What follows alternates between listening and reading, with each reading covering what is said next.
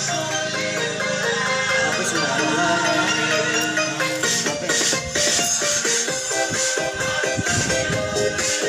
Ya, apa ini? Ah,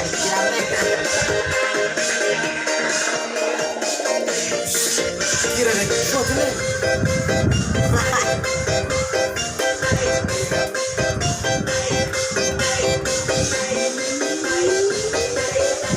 Ini apa ini? Dilihat kata-kata di sini di ngomong-ngomong. DJ Fandi Production.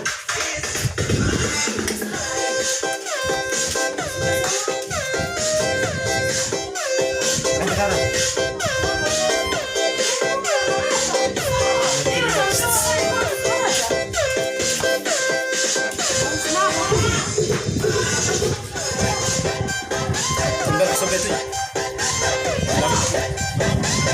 Angkat sampai itu.